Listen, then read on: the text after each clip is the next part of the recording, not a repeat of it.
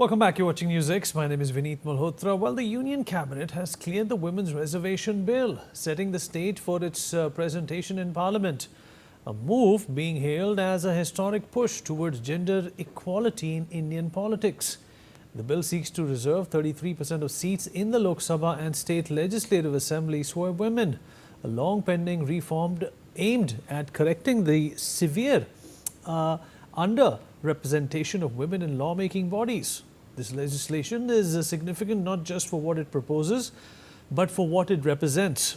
For nearly 3 decades, attempts to pass such a bill failed due to political disagreements, making this breakthrough a major consensus moment in Indian democracy. Currently, women make up only around 14% of Lok Sabha members. We're going to talk about this with some notable personalities. But first up, let me also tell you that the gender gap in political participation has been an issue in our country. This bill aims to change that by structurally ensuring women have a stronger voice in decision making at both national and state levels. Why is this a milestone is what we're going to discuss, because it shifts India from symbolic empowerment to institutional representation, potentially transforming governance priorities from health and education to social welfare through greater inclusion of women's perspectives. Folks, in essence, this bill is not just about reservation, it's about redefining power, participation and parity in the world's largest democracy.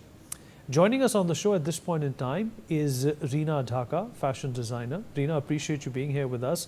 First up, a very prosaic, a simple question for you. This is obviously a very important step towards equality. It's a very important step, I should say, for inclusivity as well.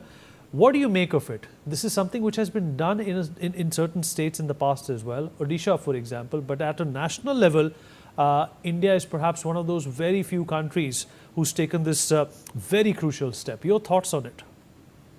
I think I was invited, I'm aware I was invited when this was tabled, when the opening of the new parliament, the reservation of 33% for women. And the fact that this bill has gone through in a matter of a year is a real big breakthrough, because there was a lot of debate and hue and cry that on one hand, while we're talking about finally getting us the 33%, that when is it going to really happen, the timeline for the implementations and the effective reality of it.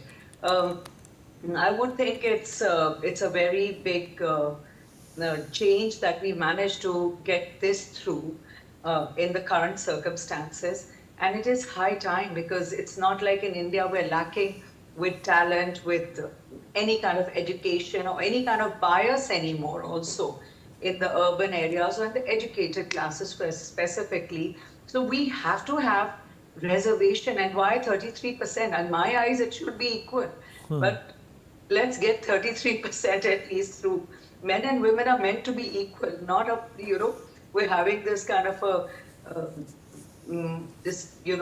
vast distinction. That's how families run. That's how unit systems run. That's how homes run. That's how Earth runs.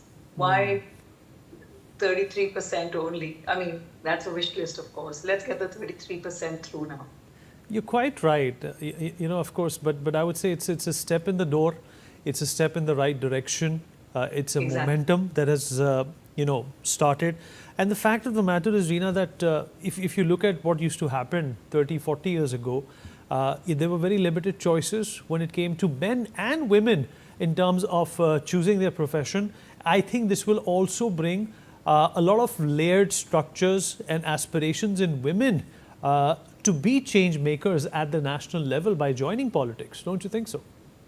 Also, they must be encouraged to come through, because God knows now what will happen once it rolls through, what kind of power play will it hold.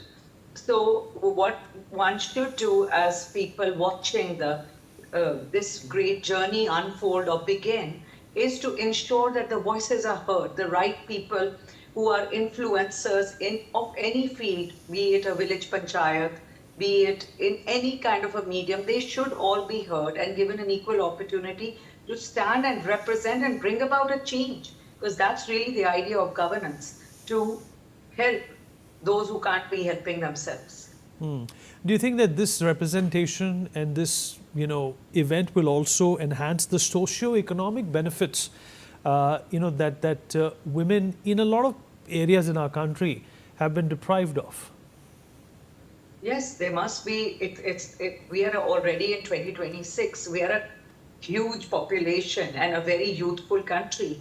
So this has to be done. This must be, in fact, a priority to make sure that there is equal representation of women in most aspects of all professions. Now you see, of course, have them as pilots, as in the army and the armed forces, in finance, but there should be no holding back, whether she's plowing a field or running a home or flying a jet or getting us, as Chandrayaan did, to the moon. So I would really hope that this has its own momentum, and it really it's a journey we've begun, and there's no holding us back till we are what we are meant to be, an equal race. Men and women are to be equal.